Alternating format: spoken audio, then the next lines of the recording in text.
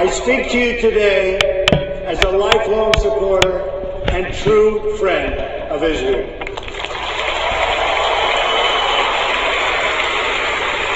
I'm a newcomer to politics, but not to backing the Jewish state.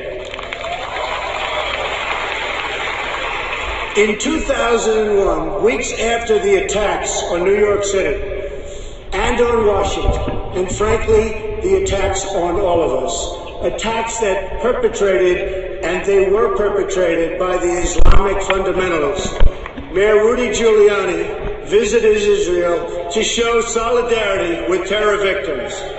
I sent my plane because I backed the mission for Israel 100%.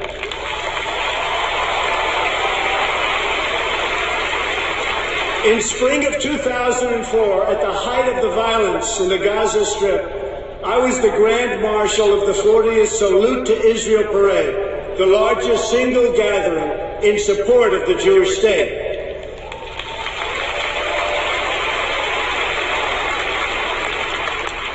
It was a very dangerous time for Israel and, frankly, for anyone supporting Israel.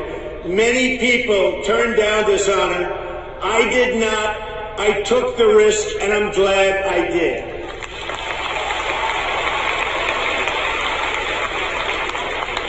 But I didn't come here tonight to pander to you about Israel. That's what politicians do. All talk, no action, believe me. I came here to speak to you about where I stand on the future of American relations with our strategic ally, our unbreakable friendship, and our cultural brother, the only democracy in the Middle East, the State of Israel.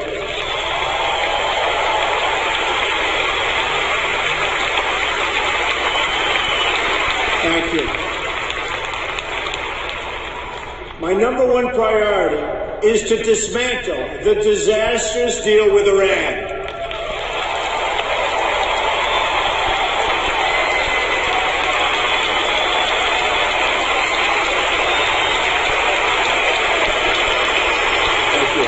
Thank you. I have been in business a long time. I know deal making.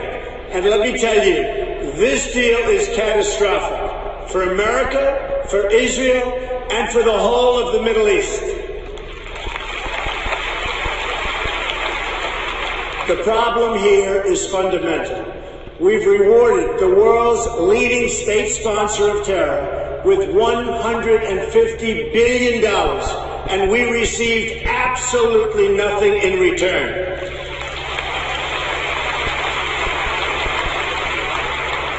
I've studied this issue in great detail, I would say actually greater by far than anybody else. Believe me. Oh, believe me.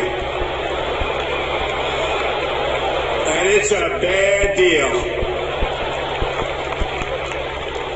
The biggest concern with the deal is not necessarily that Iran is going to violate it, because already, as you know, it has. The bigger problem is that they can keep the terms and still get the bomb by simply running out the clock. And of course, they'll keep the billions and billions of dollars that we so stupidly and foolishly gave them.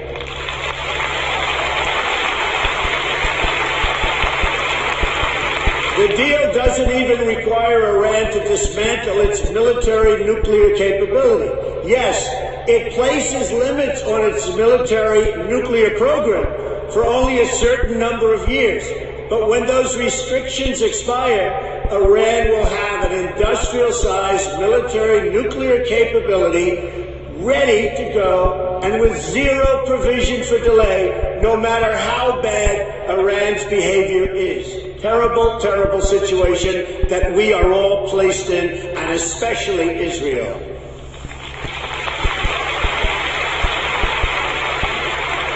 When I'm president, I will adopt a strategy that focuses on three things when it comes to Iran. First, We will stand up to Iran's aggressive push to destabilize and dominate the region.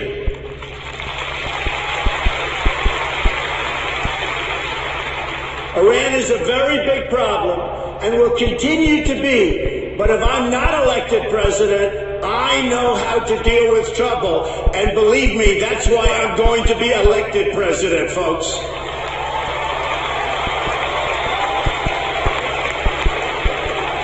And we are leading in every poll. Remember that, please. Iran is a problem in Iraq, a problem in Syria, a problem in Lebanon, a problem in Yemen, and will be a very, very major problem for Saudi Arabia. Literally every day, Iran provides more and better weapons to support their puppet states. Hezbollah, Lebanon, received, and I'll tell you what, it has received sophisticated anti-ship weapons, anti-aircraft weapons, and GPS systems and rockets like very few people anywhere in the world, and certainly very few countries have. Now they're in Syria trying to establish another front against Israel from the Syrian side of the Golan Heights. In Gaza, Iran is supporting Hamas and Islamic Jihad. And in the West Bank, they're openly offering Palestinians $7,000 per terror attack and $30,000 for every Palestinian terrorist home that's been destroyed. A deplorable, deplorable situation.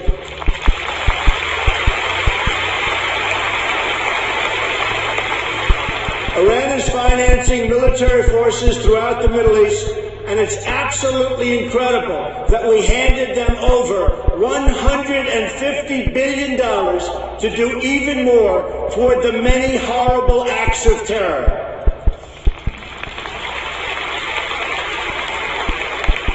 Secondly, we will totally dismantle Iran's global terror network, which is big and powerful, but not powerful like us.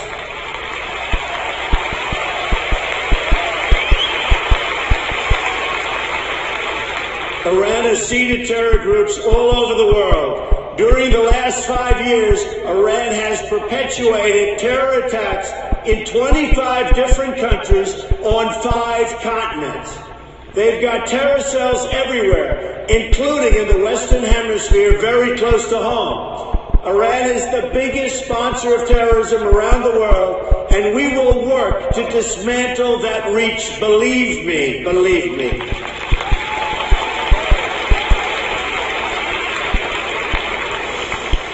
Third, at the very least, we must enforce the terms. Unfortunately, at this part, my batteries ran out, but I did replace them in under 30 seconds, and he did receive a long applause, so he really didn't miss anything. Here's the remainder of his speech.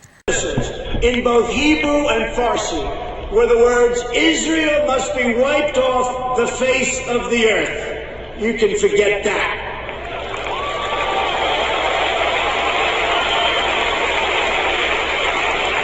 What kind of demented minds write that in Hebrew? And here's another. You talk about twisted. Here's another twisted part. Testing these missiles does not even violate the horrible deal that we've made. The deal is silent on test missiles. But those tests do violate the United Nations Security Council resolutions. The problem is, no one has done anything about it. We will, I promise we will.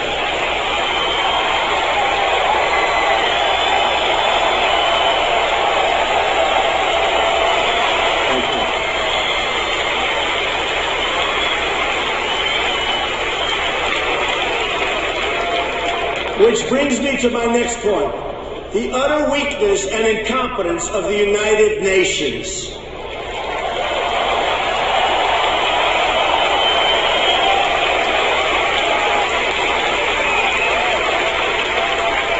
The United Nations is not a friend of democracy. It's not a friend to freedom. It's not a friend even to the United States of America, where, as you know, it has its home. And it surely is not a friend to Israel.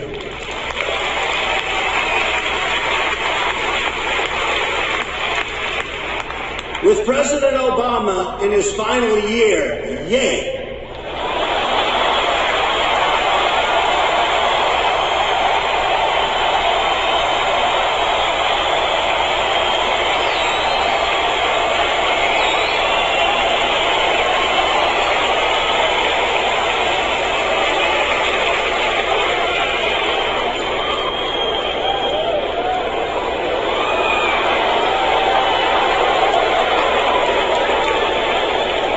He may be the worst thing to ever happen to Israel, believe me. Believe me. And you know it, and you know it better than anybody. So with the president in his final year, discussions have been swirling about an attempt to bring a Security Council resolution on terms of an eventual agreement between Israel and Palestine. Let me be clear. An agreement imposed by the United Nations would be a total and complete disaster.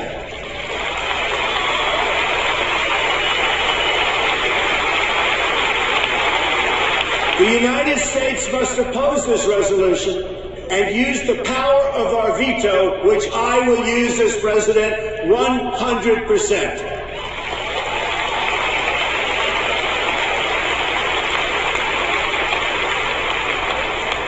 When people ask why, it's because that's not how you make a deal. Deals are made when parties come together. They come to a table and they negotiate. Each side must give up something. It's values. I mean, we have to do something where there's value in exchange for something that it requires. That's what a deal is. A deal is really something that when we impose it on Israel and Palestine, we bring together a group of people that come up with something that's not going to happen with the United Nations.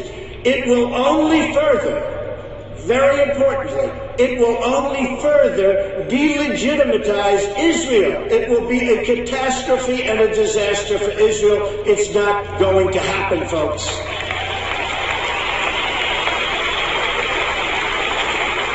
And further, it would reward Palestinian terrorism because every day they're stabbing Israelis and even Americans. Just last week, American Taylor Allen Force, a West Point grad, phenomenal young person who served in Iraq and Afghanistan, was murdered in the street by a knife-wielding Palestinian. You don't reward behavior like that. You cannot do it.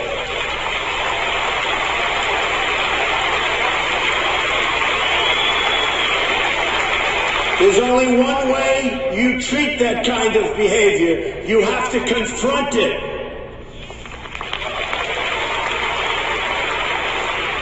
So it's not up to the United Nations to really go with a solution. It's really the parties that must negotiate a resolution themselves.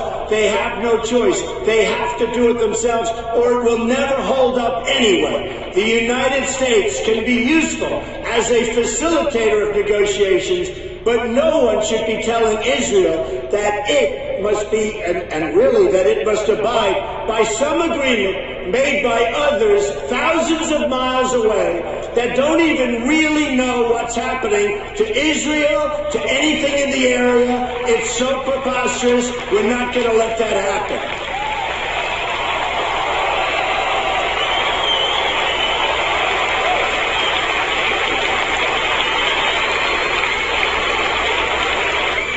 When I'm president, believe me, I will veto any attempt by the UN to impose its will on the Jewish state. It will be vetoed 100%. You see, I know about deal making. That's what I do. I wrote The Art of the Deal. One of the best-selling all-time, and I mean seriously, I'm saying one of because I'll be criticized as if I say the, so I'm going to be very diplomatic. One of, I'll be criticized. I think it is number one, but why take a chance? One of the all-time best-selling books about deals and deal-making. To make a great deal, you need two willing participants. We know Israel is willing to deal. Israel has been trying. Right. Israel has been trying to sit down at the negotiating table without preconditions for years. You had Camp David in 2000, where Prime Minister Barak made an incredible offer, maybe even too generous. Arafat rejected it. In 2008, Prime Minister Omer made an equally generous offer. The Palestinian Authority rejected it also. Then John Kerry tried to come up with a framework, and Abbas didn't even respond, not even to the Secretary of State of the United States of America. They didn't even respond. When I become president, the days of treating Israel like a second-class citizen will end on day one.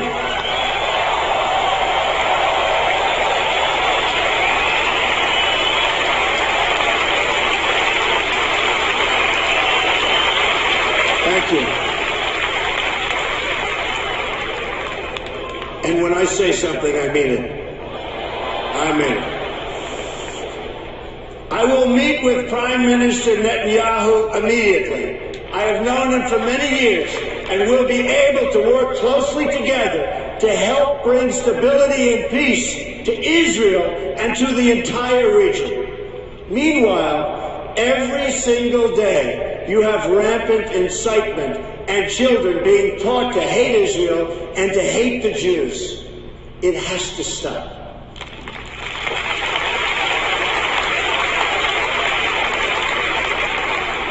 When you live in a society where the firefighters are the heroes, little kids want to be firefighters. When you live in a society where athletes and movie stars are the heroes, little kids want to be athletes and movie stars. In Palestinian society, the heroes are those who murder Jews. We can't let this continue. We can't let this happen any longer. You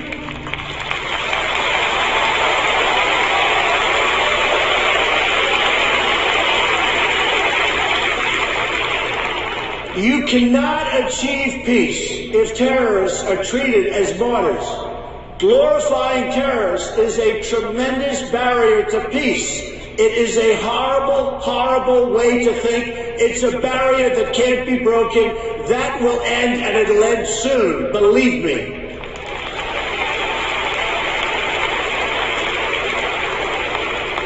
In Palestinian textbooks and mosques, you've got a culture of hatred that has been fermenting there for years, and if we want to achieve peace, they've got to go out and they've got to start this educational process. They have to end education of hatred. They have to end it, and now.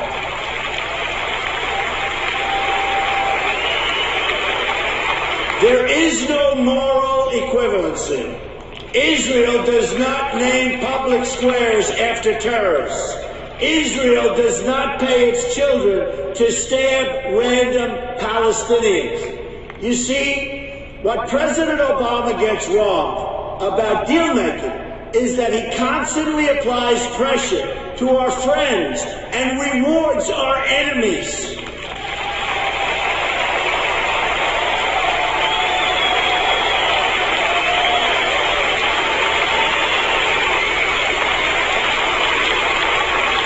And you see that happening all the time. That pattern practiced by the president and his administration, including former Secretary of State Hillary Clinton, who is a total disaster, by the way.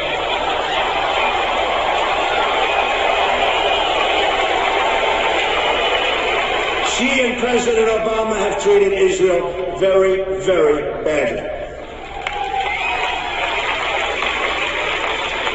But it's repeated itself over and over again and has done nothing to embolden those who hate America. We saw that with releasing the $150 billion to Iran in the hope that they would magically join the world community. It didn't happen.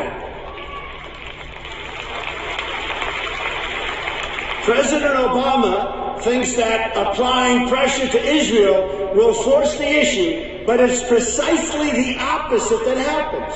Already, half of the population of Palestine has been taken over by the Palestinian ISIS and Hamas, and the other half refuses to confront the first half, so it's a very difficult situation that's never going to get solved unless you have great leadership right here in the United States. We'll get it solved one way or the other. We will get it solved.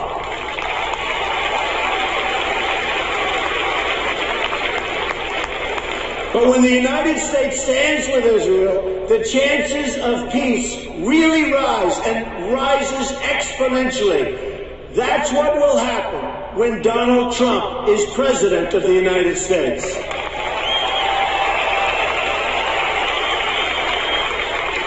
We will move the American embassy to the eternal capital of the Jewish people, Jerusalem.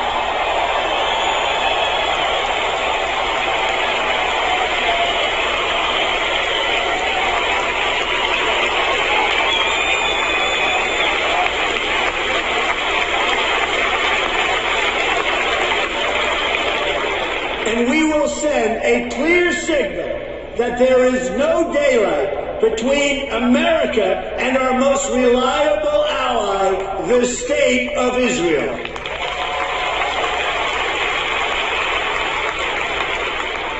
The Palestinians must come to the table knowing that the bond between the United States and Israel is absolutely, totally unbreakable. They must come to the table willing and able to stop the terror being committed on a daily basis against Israel. They must do that.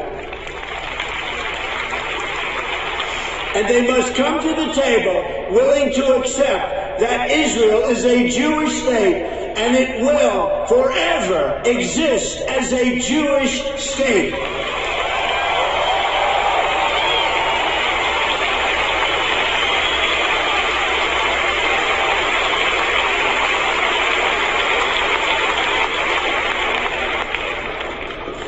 I love the people in this room. I love Israel. I love Israel. I've been with Israel so long in terms of I've received some of my greatest honors from Israel. My father before me, incredible. My daughter Ivanka is about to have a beautiful Jewish baby.